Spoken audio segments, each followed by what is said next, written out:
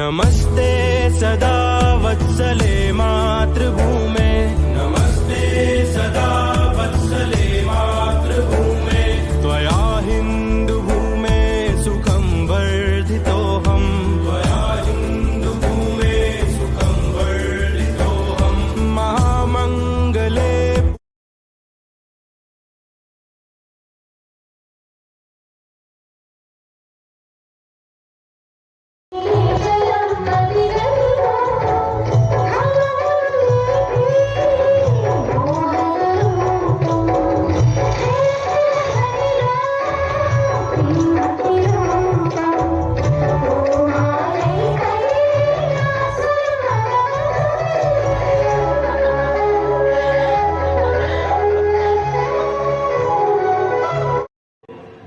హిందూ ధర్మ సంస్కృతులను రక్షణ చేయడం కోసం హిందూ జాతిలో దేశభక్తి అనేటువంటి జ్వాల అది కొడిగడుతున్నటువంటి సందర్భంలో తిరిగి ఆ జ్వాలను రగిలించి జాతిని చైతన్యపరచినటువంటి హిందూ సమాజ సంఘటన చేస్తున్నటువంటి సంస్థ రాష్ట్రీయ స్వయం సేవక సంఘం. ఆ సంస్థ ప్రారంభింపబడి 100 సంవత్సరాలు పూర్తి అవుతున్నటువంటి శుభ సందర్భం. ఇలాంటి ఘట్టాలన్నీ కూడా హిందూ జాతి స్మరించుకుంటూ ఆ జాతిలో ఉత్సాహ ప్రోత్సాహాలను నిర్మాణం చేసుకుంటూ జాతి తనను తాను రక్షించుకోవడం అనేటువంటి ఒకానొక సందేశము ఈ సమాజంలోకి వెళ్లాలనేటువంటి ప్రయత్నంతో ఈ రోజున దేశమంతటా కూడా బస్తీ బస్తీకి హిందూ సమ్మేళనాలు జరుగుతున్నాయి. 2-3 గ్రామాలకు కలిసి హిందూ సమ్మేళనాలు జరుగుతున్నాయి. హిందువులు సంఘటితంగా ఉండవలసినటువంటి అవసరం ఏమిటి? సాధారణంగా ఒక జాతి తన ధర్మాన్ని తన సంస్కృతిని రక్షించుకోవాలి అంటే ప్రతి యుగంలో కూడా ఒక ధర్మం ఉంటుంది. కృతయుగంలో జ్ఞానశక్తి ధర్మాన్ని రక్షిస్తే త్రేతాయుగంలో మంత్రశక్తి ధర్మాన్ని రక్షిస్తే ద్వాపర యుగంలో యుద్ధశక్తి ధర్మాన్ని రక్షిస్తే కలియుగంలో సంఘే శక్తి కలౌ యుగే సంఘటన జాతి సమైక్యత జాతి ఏకత్రితం కావటం అనేటువంటి ఒక సంఘటనా శక్తి ఈ దేశాన్ని ధర్మాన్ని రక్షించగలుగుతుంది అనే ఒక సంపూర్ణమైనటువంటి విశ్వాసంతో 100 సంవత్సరాల క్రితం రాష్ట్రీయ స్వయం సేవక సంఘం ప్రారంభింపబడింది. సంఘటన హిందువులు సంఘటితం కావాలి. ఈ దేశం హిందూ దేశం. ఈ దేశంలో ఉన్నవాడు హిందువులు. ఈ దేశం భారతదేశం. ఈ దేశంలో ఉన్నవాడు భారతీయుడు. ఏ దేశమైనా అభివృద్ధి చెందాలి అంటే ఆ దేశంలో ఉన్న ప్రజలు ఐకమత్యంగా ఉంటే దేశం అభివృద్ధి చెందుతుంది. ఒక బలమైన శక్తిశాలి అయిన శక్తివంతమైన సమాజము నిర్మాణమవుతుంది. అందువలనే చిన్నప్పటి నుంచి ఉగ్గుపాలతో రంగరించి చెప్తూ ఉంటారు, మన జాతి జీవనంలో ఐకమత్యమే మహాబలము.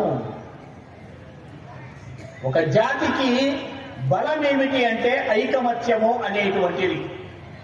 స్వామి వివేకానంద ఒక మాట అన్నారు, ఇనుప కండరాలు, ఉక్కు నరాలు, వజ్రతుల్యమైన మేధస్సు కలిగిన 100 యువకులను నాకు సమర్పించినట్లయితే నా దేశ స్వరూపాన్ని మార్చేస్తాను అన్నారు ఆయన.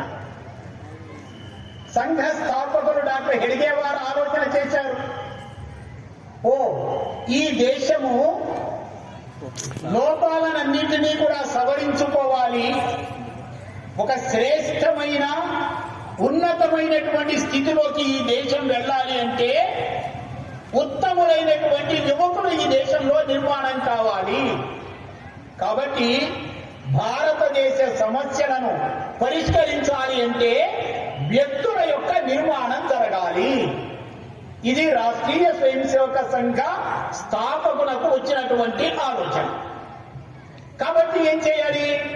యువకులను సమీకరించాలి. ఏ యువకులను సమీకరించాలి? భారతదేశము కుల మతాలకి అతీతంగా ఈ దేశం తొలగించుకుంటూ దురాచారాలను నిర్మూలనం చేసుకుంటూ దురాచార నిర్మూలన యుక్త సమాజాన్ని నిర్మాణం చేసుకుంటాం. రాష్ట్రీయ స్వయం సేవక సంఘం సమాజాన్ని సంస్కరించేటువంటి దిశగా స్వయం సేవకులు హిందూ సమాజాన్ని తయారు చేస్తూ ఉంటారు. హిందూ సమాజము తన దోషాలను తాను సరిదిద్దుకోవాలి. ఆ విధంగా సమాజం సంఘం ప్రయత్నం చేస్తూ ఉంటుంది. డాక్టర్ హెడ్గేవార్ యువకుడుగా సమాజం పనిలో ఉన్నప్పుడు, దేశ స్వాతంత్ర్య పోరాటంలో ఆయన పనిచేస్తున్నప్పుడు తన మిత్రుని యొక్క సోదరికి బాల్య వివాహం చేస్తుంటే ఆయన అక్కడికి వెళ్లి తల్లిదండ్రులతో మాట్లాడి సంప్రదించి ఒప్పించి బాల్య వివాహం జరగకుండా ఆ బాలిక చక్కగా విద్యాబుద్ధులు నేర్చుకునేటువంటి విధంగా ఆ కుటుంబంలో ఒక మార్పు తీసుకువచ్చారు. ఇది మొత్తం సమాజానికి అన్వయించుకోవాలి. సమాజంలో దురాచారాలు ఏవైతే ఉన్నాయో అవి నిర్మూలింపబడాలి. తన సమాజాన్ని తాను రక్షించుకోవడానికి దురాచారాలు అడ్డుగా నిలుస్తూ ఉంటాయి. దురాచారాలు నిర్మూలింపబడితే ఒక సంఘటిత శక్తివంతమైనటువంటి సమాజం నిర్మాణం అవుతుంది. అయితే సమాజంలో సంఘ శాఖలలో తయారవుతున్నటువంటి వ్యక్తులు సమాజాన్ని అంతటినీ కూడా సేవా భావన వైపు, సేవా దృక్పథం వైపు నడిపించేటువంటి ప్రయత్నం చేస్తూ ఉంటారు. రాష్ట్రీయ స్వయం సేవక సంఘ శాఖ ఒక విద్యుత్ కేంద్రం లాంటిది, ఒక పవర్ హౌస్. విద్యుత్ కేంద్రంలో ఎలక్ట్రిసిటీ పవర్ ప్రొడ్యూస్ అవుతూ ఉంటుంది, విద్యుత్ ఉత్పత్తి అవుతుంది. ఆ విద్యుత్తుని లైట్ గా ఉపయోగించుకుంటాం, మైక్ గా ఉపయోగించుకుంటాం, రిఫ్రిజిరేటర్ ఉపయోగించుకుంటాం. ఎన్ని రకాల వస్తువులకు విద్యుత్తును ఉపయోగించుకోవాలో అలా విద్యుత్ ఉపయోగించుకుంటాం.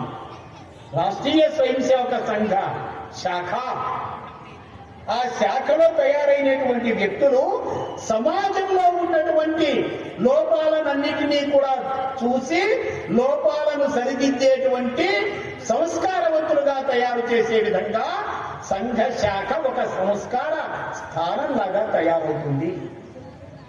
సమాజంలో సేవ అవసరమైనటువంటి వ్యక్తులు ఉంటారు. దేశానికి స్వతంత్రం వచ్చి ఇన్ని సంవత్సరాలైనప్పటికీ కూడా నాగరికతకు నోచుకోనటువంటి కొండ కోణలలో, గిరులలో, వనులలో నివసించేటువంటి కోటాను కోట్ల సోదరులు ఇప్పటికీ కూడా విద్యకు నోచుకోలా, వైద్యానికి నోచుకోలా. అలాంటి వ్యక్తులకు కూడా సేవ చేసేటువంటి విధంగా సంఘ స్వయం సేవకులు పనిచేస్తున్నారు. సమాజం యొక్క సహకారంతో పనిచేస్తున్నారు. గవర్నమెంట్ నుంచి, స్టేట్ గవర్నమెంట్ కానీ, సెంట్రల్ గవర్నమెంట్ కానీ, ఏ గవర్నమెంట్ నుంచి ఒక పైసా తీసుకోకుండా సమాజానంతటినీ కూడా కదిలించి సమాజం యొక్క సహకారంతో వైద్యశాలలు, విద్యాశాలలు, ధర్మశాలలు, సేవా ప్రకల్పాలు, ఇన్ని రకాల కార్యక్రమాలన్నింటినీ కూడా నిర్వహణ చేస్తూ ఉన్నారు. సమాజం గుర్తించింది. సంఘము అంటే తన కోసం తాము చేసుకోదు. సంఘము సమాజం కోసం ఉన్నది.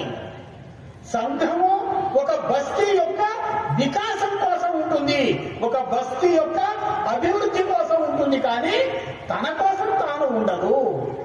కాబట్టి ఈ రోజున సంఘాన్ని గుర్తించినటువంటి అనేక మంది వ్యక్తులు ఆర్ఎస్ఎస్ అంటే ఇదేదో ఒక సెపరేట్ కల్ట్ కాదు, ఇది ఒక ప్రత్యేకమైన పంథా కాదు, ఇది సమాజంలో అంతర్భాగమైనటువంటిది. Ready for selfless service. ఈ రోజున ఆర్ఎస్ఎస్ ఆధ్వర్యంలో అంటే స్వయం సేవకులు హిందూ ప్రజల యొక్క సహాయ సహకారాలతో 1,23,000 సేవా కేంద్ర సేవా ప్రకల్పాలు ఈ రోజున దేశంలో నడుస్తున్నాయి. It is wonder, it is unique.